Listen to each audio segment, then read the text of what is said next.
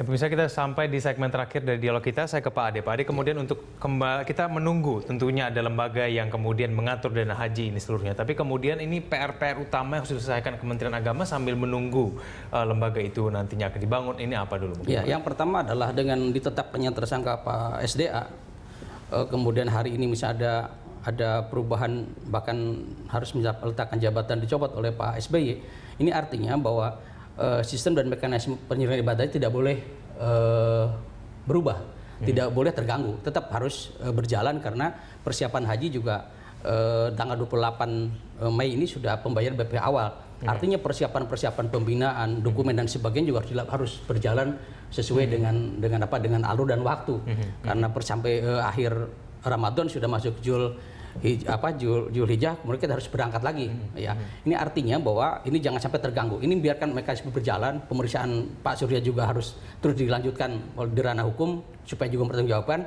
Ini artinya bahwa teman-teman di struktur kementerian ini tetap harus berjalan, jangan sampai terganggu. Saya kira itu. Yang kedua, dari ke depan mungkin kaitan dengan perbaikan. Di samping adalah yang rawan itu adalah dana yang yang dititipkan, karena harus sistemnya dirubah. Bukan hanya masuk ke rekening pemerintah kepada agama, tapi harus ada akad tertulis, akad ucap antara yang menitipkan uang, namanya wadiah dari sistem syariah, wadiah dan pemerintah Kementerian Agama punya hak untuk mengelola dana itu. Ini tidak pernah ada sebuah akad syariah antara yang menitipkan dengan yang dititipkan, sehingga bisa kesenangan terjadi di situ. Nah, untuk itu lembaga pengelolaan keuangan nanti saya kira harus memproteksi itu, dan investasi juga bukan hanya sebatas pada sukuk, tapi harus memberikan nilai manfaat yang lebih kepada masyarakat haji, kepada jamaah khususnya, menjadi pengurang beban BPIH. Nah, sekarang ini adalah masih dalam catatan saya dan sampai ke Pak Anggito, apakah orang yang mendaftar 10 tahun, 8 tahun atau 4 tahun sebelum berangkat sama? Nilai manfaatnya ternyata sama. Artinya terjadi sebuah ketidakadilan dari sisi pemanfaatan dana ini. Orang yang berangkat yang menabungnya 4 tahun dengan 8 tahun yang sebelum berbeda. Harusnya berbeda pendapatannya karena uangnya yang disetor sama, mengendapnya beda.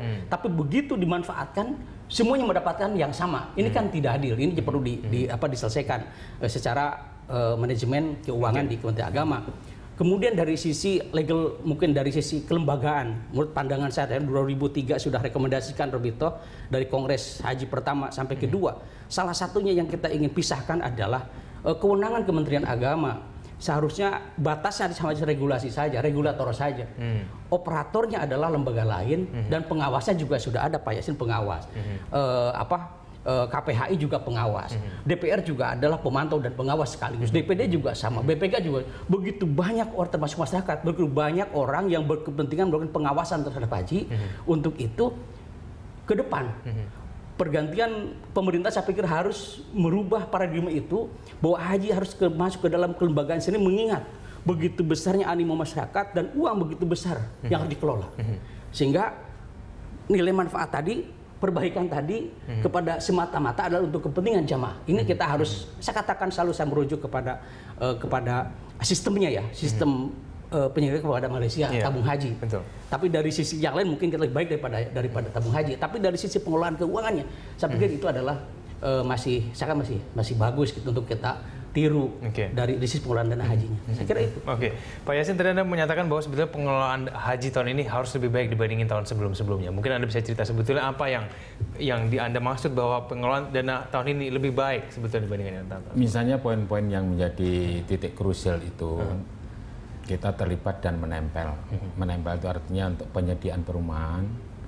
Pada saat klarifikasi itu rumahnya seperti apa yang disewa, kita tahu semua tuh dari 116 rumah itu. Tim kita nongkrongin di sana rumahnya seperti apa. Apabila tidak memenuhi salah satu standar utama dari kriteria, kita minta drop. Misalnya lobbynya kurang 10 meter saja, drop, pindah yang lain. Jadi misalnya di bawah rumah itu ada 100 hotel, yang masuk hanya 6, ini karena terjadi di tahun ini aja. Jadi nanti kita atur sedemikian rupa. Dari aspek jarak tidak terlalu jauh, dari aspek dukungan transportasi harus mendukung, kita teliti semua itu. Jadi untuk tahun 2014, ini saya meyakinkan kepada para jamaah, karena saya itu tidak hanya, kalau di sana itu tidak hanya ada di dalam kamar atau di tempat ibadah saja, tapi saya masuk rumah ke rumah itu. Jadi apa yang jelek, tim penyediaan harus batalkan. Ya. Kemudian jangan dihabiskan plafon anggaran. Harus ada negosiasi. Kalau bisa di bawah plafon. Jadi tidak benar itu misalnya itu ada keranjang keranjang rumah. Jadi misalnya satu pemilik itu mempunyai 5 rumah, yang 2 baik, yang 3 jelek harus disewa semua. Disubsidi ya. Nah ternyata tidak betul. Maka terjadi seperti disparitas perumahan, ada yang baik ada yang tidak, itu di tahun 2013. Di tahun 2014 ini tidak ada, semua baik.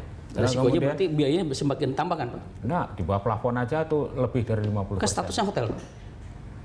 Ya inilah nilai lebihnya Pak. Kok ini advantage-nya yang kita ceritakan kepada masyarakat, bahwa dengan kita menempel, dengan negosiasi, dengan verifikasi, dengan pendaftaran dan pengumuman itu, nah, maka terjadilah ini tingkat kemurahan yang di bawah plafon itu ada 50% dari total rumah. Itu loh Pak. Jadi ini akan menjadikan suatu adalah langkah awal untuk melakukan perubahan di samping perubahan-perubahan yang lain yang menyangkut mengenai pelaksanaan, misalnya pesawat harus tender. Ini sudah kita tekankan sejak tahun 2009 kemarin waktu kita di KPK. Jadi janganlah kita memberikan preference kepada misalnya perusahaan dalam negeri agar mereka bisa tumbuh kembang. Sekarang kan tidak saatnya seperti itu.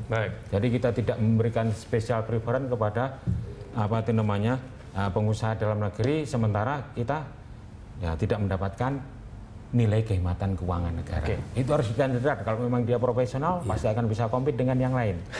Baik. Pak Yasin dan juga Pak Ade, terima kasih telah bergabung bersama kami. Kita tunggu bagaimana nanti perbaikan dari pengelolaan dana haji nanti ke depannya. Terima kasih, selamat pagi. Pak Ade.